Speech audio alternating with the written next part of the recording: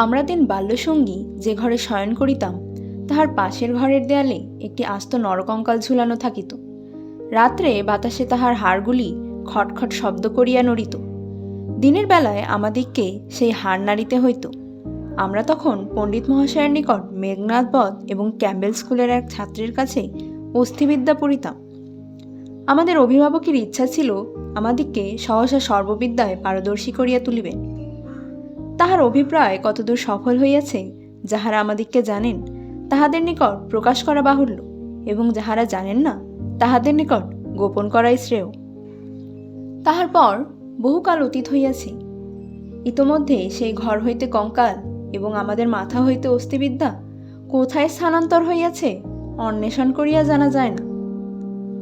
অল্পদিন হইল একদিন রাত্রে কোনো কারণে অন্যত্র স্থানাভাব হওয়াতে আমাকে সেই ঘরে শয়ন করিতে হয়। অনভ্যাসবশত ঘুম হইতেছে না।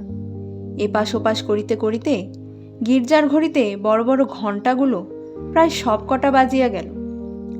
এমন সময় ঘরের কোণে যে তেলের শেষ জ্বলিতেছিল সেটা প্রায় মিনিট পাঁচেক ধরিয়া খাবি খাইতে খাইতে একবারে নিভিয়া গেল। ইতপূর্বে আমাদের বাড়িতে দুই একটা দুর্ঘটনা ঘটিয়াছে, তাই এই আলো নেবা হইতে সহজেই মৃত্যুর কথা মনে উদয় হইল। মনে হইল এই রাত্রি দুই প্রহরে একটি দীপশিখা চির অন্ধকারে মিলাইয়া গেল।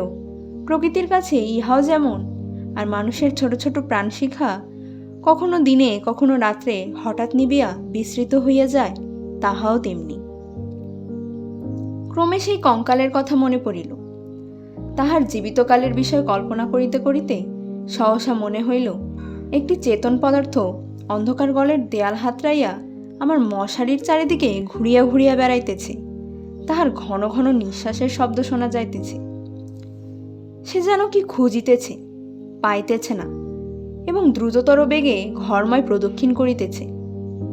নিশ্চয় বুঝিতে পারিলাম সমস্তই আমার নিদ্রাহীন উষ্ণ মস্তিষ্কের কল্পনা, এবং আমারই মাথার মধ্যে বোবো করিয়া যে রক্ত ছুটিতেছে তাহাই দ্রুত পদশব্দের মতো শোনাইতেছে। কিন্তু তবু গা ছমছম করিতে লাগিল। জোর করিয়া এই অকারণ ভয় ভাঙিমার জন্য বলিয়া উঠিলাম, কে? পদশব্দ আমার মশারির কাছে আসিয়া থামিয়া গেল, এবং একটা উত্তর শুনিতে পাইলাম, আমি। আমার সেই কঙ্কালটা কোথায় গেছে তাই খুঁজিতে আসিয়াছি। আমি ভাবলাম নিজের কাল্পনিক সৃষ্টির কাছে ভয় দেখানো কিছু নয়। পাশ বালিশটা সবলে আঁকড়ে ধরিয়া চিরপরিচিতর মতো অতি সহজ সুরে বলিলাম, এই দুপুর রাত্রে বেশ কাজটি বাহির করিয়াছ, তা সে কঙ্কালে এখন আর তোমার আবশ্যক? অন্ধকারে মশারির অত্যন্ত নিকট হইতে উত্তর আসিল, বলো কি? আমার বুকের হাড় যে তাহারই মধ্যে ছিল। আমার 24 বৎসরের যৌবন যে তাহার চারিদিকে বিকশিত হইয়াছিল, একবার দেখিতে ইচ্ছে করে না? আমি তখন তৎক্ষণাৎ বলিলাম, হ্যাঁ, কথাটা সঙ্গত বটে। তা তুমি সন্ধান করো গে, আমি একটু ঘুমাইবার চেষ্টা করি। সে বলিল, তুমি একলা আছো বুঝি? তবে একটু বসি, একটু গল্প করা যাক। 35 বছর পূর্বে আমিও মানুষের কাছে বসিয়া মানুষের সঙ্গে গল্প করিতাম। এই 35টা বৎসর আমি কেবল শ্মশানের বাতাসে হু শব্দ করিয়া বেড়াইয়াছি। আজ তোমার কাছে বসিয়া আরেকবার মানুষের মতো করিয়া গল্প করি। অনুভব করিলাম আমার মশারির কাছে কে বসিল। নিরুপায় দেখিয়া বেশ একটু উৎসাহের সহিত বলিলাম, সেই ভালো, যাহাতে মন বেশ প্রফুল্ল হইয়া ওঠে এমন একটা কিছু গল্প বলো। সে বলিল, সবচেয়ে মজার কথা যদি শুনিতে চাও তো আমার জীবনের কথা বলি। গির্জার ঘড়িতে ঢং ঢং করিয়া 2টা বাজিল। যখন মানুষ ছিলাম এবং ছোট ছিলাম তখন এক ব্যক্তিকে জমের মতো ভয় করিতাম।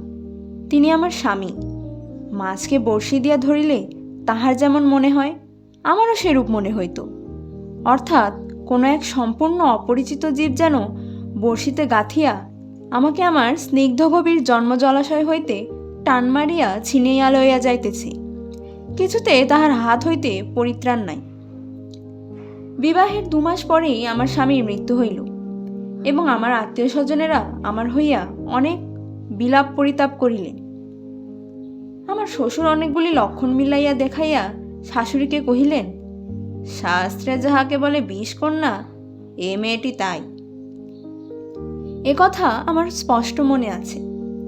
শুনিতেছ কেমন লাগিতেছে? আমি বলিলাম, বেশ, গল্পের আরম্ভটি বেশ মজার। তবে শোনো। আনন্দে বাপের বাড়ি ফিরিয়া আসিলাম। ক্রমে বয়স বাড়িতে লাগিল। লোকে আমার কাছে লুকাইতে চেষ্টা করিত, কিন্তু আমি নিজে বেশ জানিতাম আমার মতো রূপসী এমন যেখানে সেখানে পাওয়া যায় না। তোমার কি মনে হয়? খুব সম্ভব, কিন্তু আমি তো আর তোমাকে কখনো দেখি নাই। দেখো নাই কেন আমার সেই কঙ্কাল? আমি ঠাট্টা করিতেছি। তোমার কাছে কি করিয়া প্রমাণ করিব যে সেই দুটো শূন্য চক্ষুকটুরের মধ্যে বড় বড় টানা দুটি কালো চোখ ছিল, এবং রাঙা ঠোঁটের ওপরে যে মৃদু হাসিটুকু মাখানো ছিল, এখনকার অনবৃত দন্তসার বিকট হাস্যের সঙ্গে তার কোনো তুলনাই হয় না। এবং সেই কয়খানা দীর্ঘ শুষ্ক অস্থিখণ্ডের ওপর এত লালিত্য, এত লাবণ্য, যৌবনের এত কঠিন কোমল নিটোল পরিপূর্ণতা প্রতিদিন প্রস্ফুটিত হইয়া উঠিয়াছিল, তোমাকে তাহা বলিতে গেলে হাসি পায় এবং রাগও ধরে। আমার সেই শরীর হইতে যে অস্থিবিদ্যা শেখা যাইতে পারে, তাহা তখনকার বড় বড় ডাক্তাররাও বিশ্বাস করিত না। আমি জানি একজন ডাক্তার তাহার কোনো বিশেষ বন্ধুর কাছে আমাকে কনক চাপা বলিয়াছিলেন। তাহার অর্থ এই, পৃথিবীর আর সকল মনুষ্যই অস্থিবিদ্যা এবং শরীরতত্ত্বের দৃষ্টান্ত ছিল, কেবল আমি সৌন্দর্যরূপী ফুলের মতো ছিলাম। কনক চাপার মধ্যে কি একটা কঙ্কাল আছে। আমি যখন চলিতাম তখন আপনি বুঝিতে পারিতাম যে একখণ্ড হীরা নাড়াইলে তাহার চারিদিক হইতে যেমন আলো ঝকমক করিয়া ওঠে, আমার দেহের প্রত্যেক গতিতে তেমনি সৌন্দর্যের ভঙ্গি নানা স্বাভাবিক হিল্লোলে চারিদিক ভাঙিয়া পড়িত। আমি মাঝে মাঝে অনেকক্ষণ ধরিয়া নিজের হাত দুখানি নিজে দেখিতাম। পৃথিবীর সমস্ত উদ্ধত পুরুষের মুখের রাস আগলাইয়া মধুরভাবে বাগাইয়া ধরিতে পারে এমন দুখানি হাত।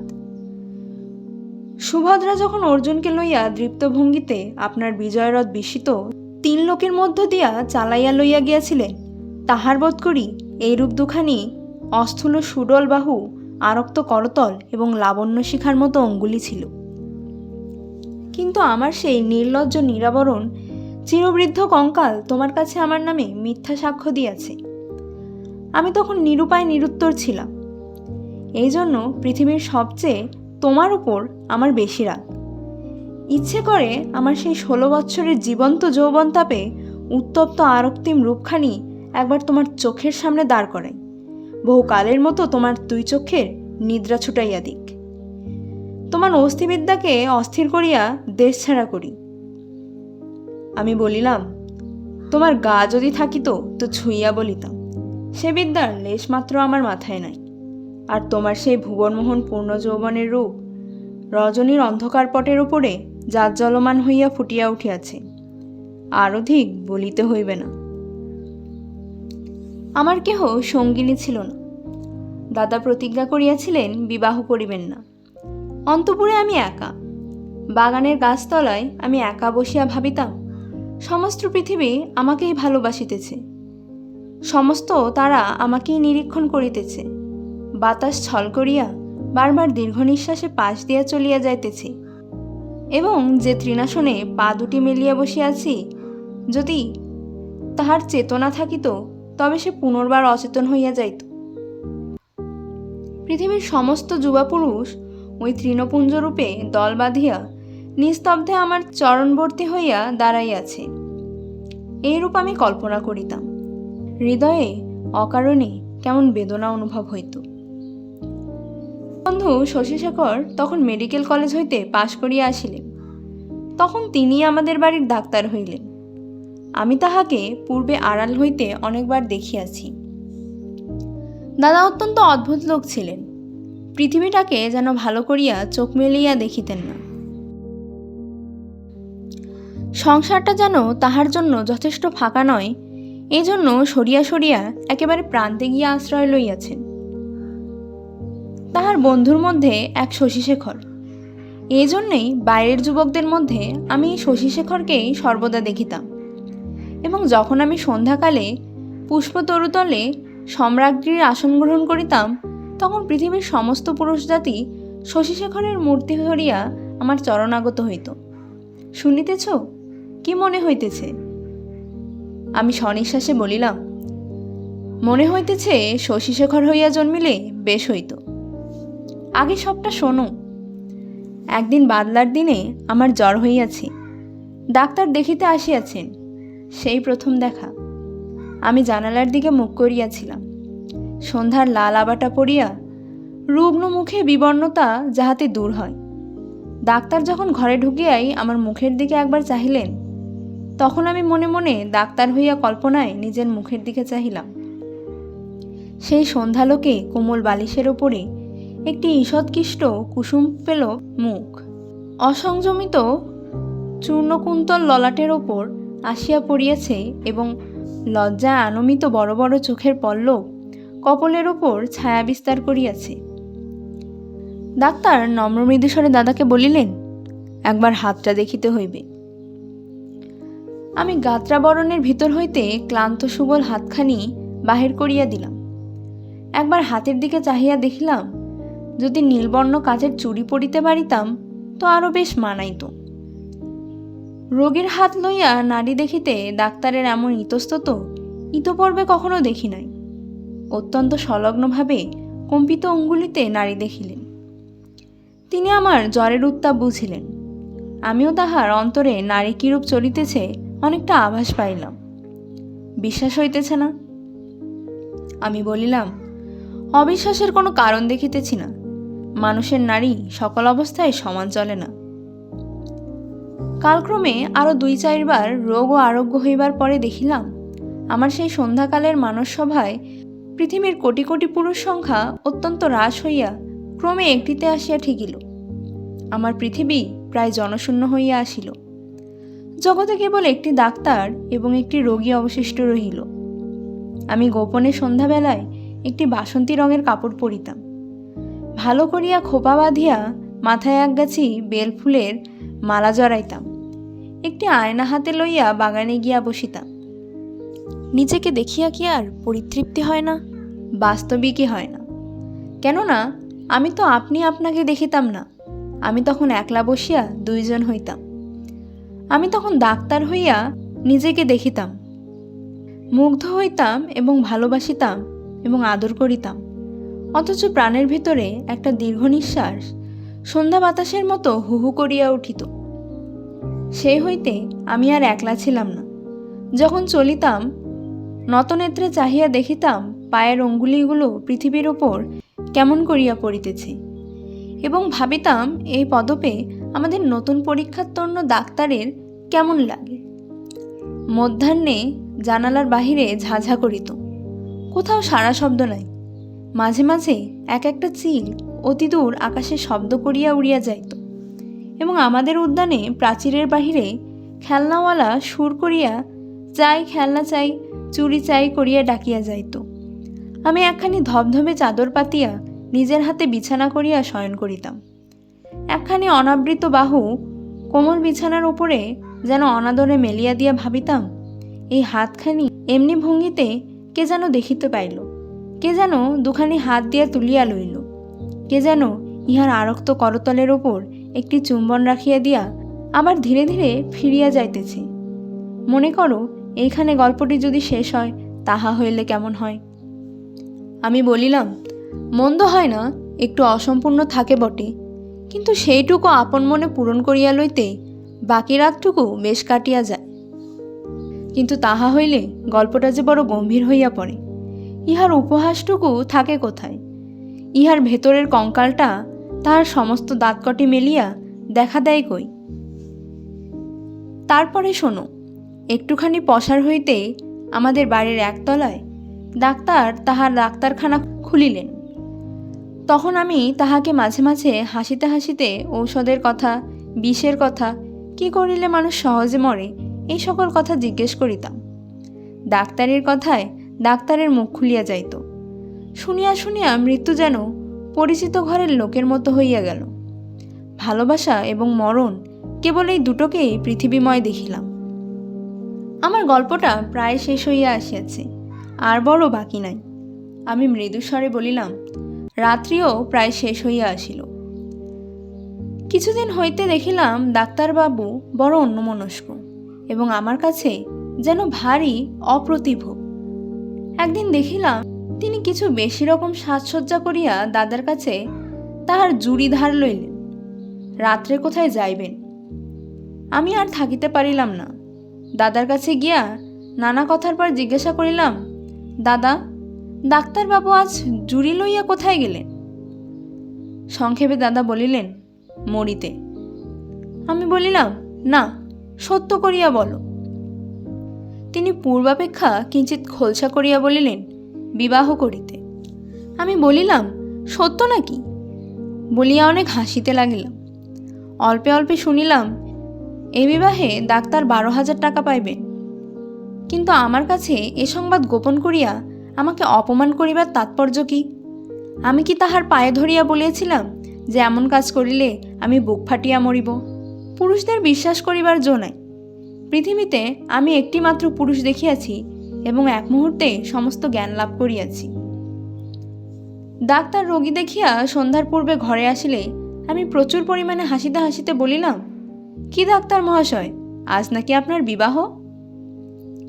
আমার প্রফুল্লতা দেখিয়া ডাক্তার যে কেবল অপ্রতিভ হইলেন তাহা নয়, ভারী বিমর্ষ হইয়া গেলেন। জিজ্ঞাসা করিলাম, বাজনাবাদ্য কিছু নাই যে? শুনিয়া তিনি ঈষৎ একটু নিঃশ্বাস ফেলিয়া বলিলেন, বিবাহের ব্যাপারটা কি এতই আনন্দের? শুনিয়া আমি হাসিয়া অস্থির হইয়া গেলাম। এমন কথাও তো কখনো শুনি নাই। আমি বলিলাম, সে হবে না, বাজনা চাই, আলো চাই। দাদাকে এমনি ব্যস্ত করিয়া তুলিলাম যে দাদা তখনই রীতিমতো উৎসবের আয়োজনে প্রবৃত্ত হইলেন। আমি কেবলই গল্প করিতে লাগিলাম, বধূ ঘরে আসিলে কি হইবে, কি করিব। জিজ্ঞাসা করিলাম, আচ্ছা ডাক্তার মহাশয়, তখনও কি আপনি রোগীর নাড়ি টিপিয়া বেড়াইবেন? যদিও মানুষের, বিশেষত পুরুষের মনটা দৃষ্টিগোচর নয়, তবু আমি শপথ করিয়া বলিতে পারি, কথাগুলো ডাক্তারের বুকে শেলের মতো বাজিতেছিল। অনেক রাত্রে লগ্ন। সন্ধ্যাবেলায় ডাক্তার ছাতের উপর বসিয়া দাদার সহিত 2-1 পাত্র মদ খাইতেছিলেন। দুজনেরই এই অভ্যাসটুকু ছিল। ক্রমে আকাশে চাঁদ উঠিল। আমি হাসিতে হাসিতে আসিয়া বলিলাম, ডাক্তার মহাশয়, ভুলিয়া গেলেন নাকি যাত্রার যে সময় হইয়াছে? এইখানে একটা সামান্য কথা বলা আবশ্যক। ইতোমধ্যে আমি গোপনে ডাক্তারখানায় গিয়া খানিকটা গুড়া সংগ্রহ করিয়া আনিয়াছিলাম এবং সেই গুড়ার কিয়দংশ সুবিধামতো ডাক্তারের অলক্ষিতে ডাক্তারের গ্লাসে মিশাইয়া দিয়াছিলাম। কোন গুড়া খাইলে মানুষ মরে ডাক্তারের কাছে শিখিয়াছিলাম। ডাক্তার এক চুমুকে গ্লাসটি শেষ করিয়া কিঞ্চিৎ আর্দ্র গদগদ কণ্ঠে আমার মুখের দিকে মর্মান্তিক দৃষ্টিপাত করিয়া বলিলেন, তবে চলিলাম। বাঁশি বাজিতে লাগিল। আমি একটি বারাণসী শাড়ি পরিলাম। যতগুলি গহনা সিন্ধুকে তোলা ছিল সবগুলি বাহির করিয়া পরিলাম। সিঁথিতে বড় করিয়া সিঁদুর দিলাম। আমার সেই বকুলতলায় বিছানা পাতিলাম। বড় সুন্দর রাত্রি, ফুটফুটে জ্যোৎস্না। সুপ্ত জগতের ক্লান্তি হরণ করিয়া দক্ষিণের বাতাস বহিতেছে। জুই আর বেলফুলের গন্ধে সমস্ত বাগান আমোদ করিতেছে। বাঁশির শব্দ যখন ক্রমে দূরে চলিয়া গেল, জ্যোৎস্না যখন অন্ধকার হইয়া আসিতে লাগিল, এই তরুপল্লব এবং আকাশ এবং আজন্মকালের ঘরদুয়ার লইয়া পৃথিবী যখন আমার চারিদিক হইতে মায়ার মতো মিলাইয়া যাইতে লাগিল, তখন আমি নেত্র নিমীলন করিয়া হাসিলাম। ইচ্ছা ছিল যখন লোকে আসিয়া আমাকে দেখিবে, তখন এই হাসিটুকু যেন রঙিন নেশার মতো আমার ঠোঁটের কাছে লাগিয়া থাকে। ইচ্ছা ছিল যখন আমার অন্তর্রাত্রির বাসর ঘরে ধীরে ধীরে প্রবেশ করিব, তখন এই হাসিটুকু এখান হইতে মুখে করিয়া লইয়া যাইব। কোথায় বাসর ঘর, আর আমার সে বিবাহের বেশ কোথায়? নিজের ভেতর হইতে একটা খটখট শব্দে জাগিয়া দেখিলাম আমাকে লইয়া 3টি বালক অস্থিবিদ্যা শিখিতেছে। বুকের যেখানে সুখ দুঃখ ধুকবুক করিত এবং যৌবনের পাপড়ি প্রতিদিন একটি একটি করিয়া প্রস্ফুটিত হইত, সেইখানে বেত্র নির্দেশ করিয়া কোন অস্থির কি নাম মাস্টার শিখাইতেছে। আর সেই যে অন্তিম হাসিটুকু ওষ্ঠের কাছে ফুটাইয়া তুলিয়াছিলাম, তাহার কোনো চিহ্ন দেখতে পাইয়াছিল কি? গল্পটা কেমন লাগিল? আমি বলিলাম, গল্পটি বেশ প্রফুল্লকর। এমন সময় প্রথম কাক ডাকিল। জিজ্ঞাসা করিলাম, এখনো আছো কি? কোনো উত্তর পাইলাম না। ঘরের মধ্যে ভোরের আলো প্রবেশ করিল।